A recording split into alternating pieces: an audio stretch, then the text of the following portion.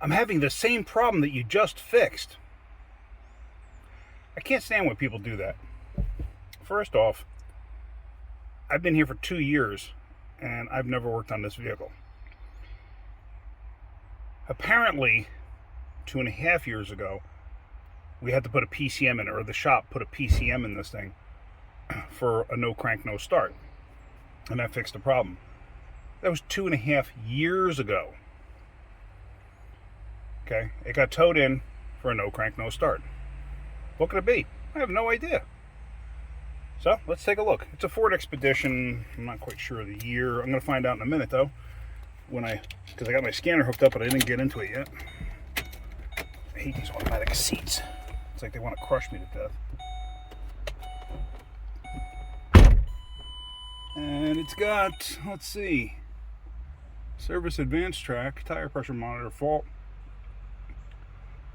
fuel level low. It's got a big wrench lit up on the dashboard, but nothing's telling me the mileage. All right, let's hook the scanner up and go from there. All right, so let's go here. It's a Fjord.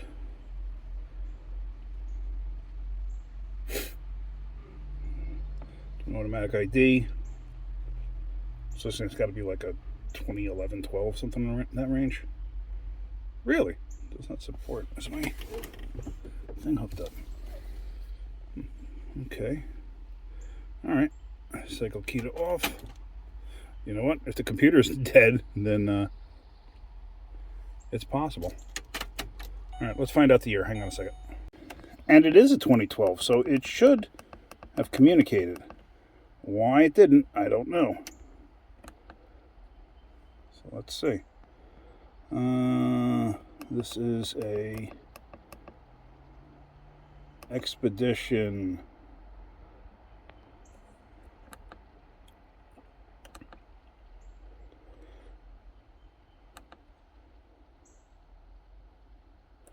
Let's do a code scan. Sure the ignition switch is on. Let's see. We may not have communication. We're going to do pre-scan.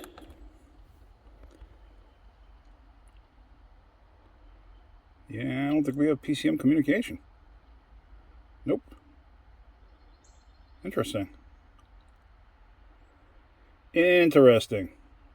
What I find interesting is the customer saying it's the same problem as before. As you know, a no start could be anything. A no crank, no start. Could be bad battery, could be a bad starter solenoid, ignition switch. There's a million different things it could be. So how did they pick up on that? Just a lucky guess? I don't know. Just odd that I have no communication. All right, let's get into this and see if I can't figure out what's going on. So looking at the fuse box here, I come to find that 75, 76, and 79 are all PCM fuses.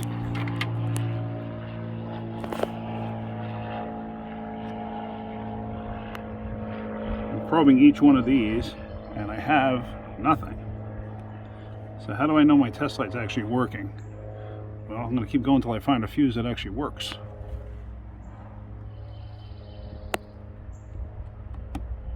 There we go. All right, so I know my test light can work, but I don't have anything on these fuses. Okay. Why? What feeds those fuses? I'm not sure. I know this is the PCM relay. Is the PCM relay no good? I've seen a lot of these Ford relays go bad. So let's do this. Let's swap this one out for another one real quick. I'm going to try swapping this one out with, let's see. This one is a blower motor relay. I'm going to try swapping that and let's see what happens. Actually, I've got to get a pair of needle nose or something to get these out. So I just popped them up. I'm going to leave that one out for right now. I don't even feel anything. Usually you would feel the relay clicking, and I do. Oh, wait. There, I just heard something.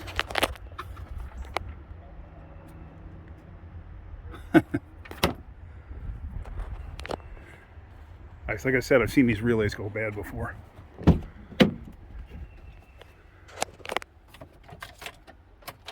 Okay.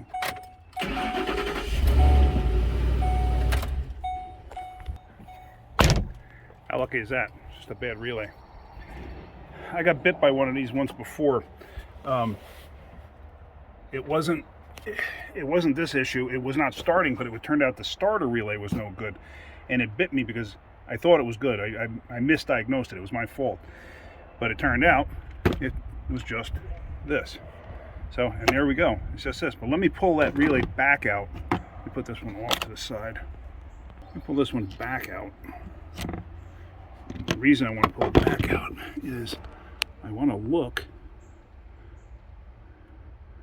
and make sure those terminals, yeah, they all look okay. There's no corrosion. Now, if you wanted to, you could put a dash of dielectric grease on it. Let me see. I might have a relay hanging around for this thing. Let me find out. So I did have another relay, so I'm just going to stick this in place. Close that up. Just verify it starts, and then I'm going to go with the scanner. I'm going to clear out all the codes that are in this thing. I have a tool in my pocket. My needle nose, and they were sticking with the metal part facing up. I don't want to get in and possibly rip an interior, rip a seat, rip a console, anything like that. That just would not be cool. So let's go back here now. Let me shut that off. Hello, shut off. Let me back up. Switch ignition off.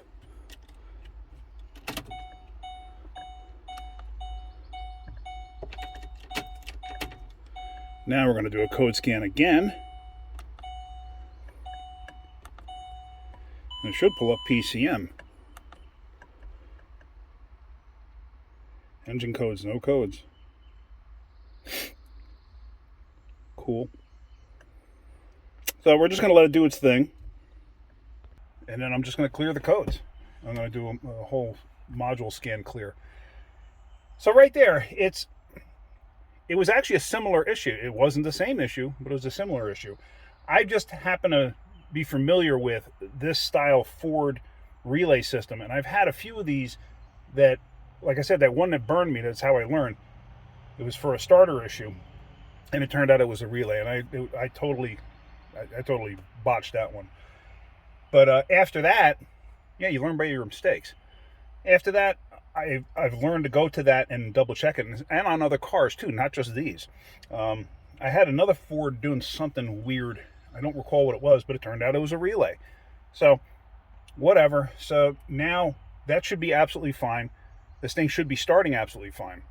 Let me clear this out now. It's just about done. All right. So we're not concerned about any codes because it's mostly communication type codes. Turn the ignition off. Okay, turn it back on. Clear all codes. This should go reasonably quick. And as I mentioned when I was getting into the vehicle, I had those pair of pliers sticking up out of my pocket. Make sure you don't have screwdrivers, anything like that. You can damage an interior. I did it on my own car one time, and I actually had a leather seat on a Ford Explorer that was mine, and I was so mad at myself for doing it. You have no idea, but I did it. So, ignition off again.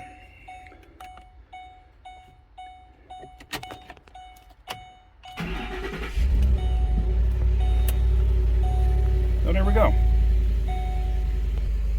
So it turned out to be something simple after all. You know, the customer was right. It was to an extent. The computer wasn't awake. Maybe they have a handheld scanner and they couldn't communicate. I don't know. Because obviously I couldn't communicate with this. So, but hey, things happen. But at least it wasn't the computer. I mean, could a computer have failed? Absolutely. Could that have been the original problem, the relay? I doubt it, because it's been 2.5 years. I would have thought that if that was the original problem, it would have happened immediately, like in a short period of time thereafter. So I doubt and why would it all of a sudden work when you put a new computer in it? Makes no sense. So that wasn't the issue. So this is all set now. That's all good to go. So sometimes you got to look at the obvious stuff. And don't jump to conclusions. Like right there, I had it in my head, let me start checking the PCM, the powers and stuff like that. I was like, wait a minute, let me check the fuses first. I always have a tendency to get ahead of myself. So, but that's it. All right, hopefully you got something out of that. If you did, hit that like button. If you could, please subscribe. If you notice at the bottom of my videos now, I have links to Amazon for different tools and stuff like that. Even if you don't need anything, if you could click on one of them just to bring it to Amazon, it'll help me out. I get literal pennies from Amazon, but every click helps. I don't get anything if you don't buy anything, but every click helps. It just shows traffic, because I'm trying to build it up to a point where I can have a storefront with them through the channel. I'm nowhere near that yet, but it'll happen eventually. All right, guys, if you're getting something out of my videos, hit that like button. If you could, please subscribe. Have a great day. Keep wrenching. So come to find out, as I'm road testing this, just before I took it on the road test, come to find out it was towed in from another shop. Another shop had diagnosed this as a bad PCM. That's why they had it towed to us, because we had already done a PCM. Now, granted, it was 2.5 years ago, but we had already done one. So obviously you're going to want to go back to the shop that did it the last time, even though it's probably not under warranty. I mean, 2.5 years is definitely not under warranty. But it wasn't even a PCM. So the other shop had misdiagnosed it. So anyway, just thought I'd share that information with you, because I just found that out as I was leaving for this road test. All right, thanks guys. Hope you enjoyed the video.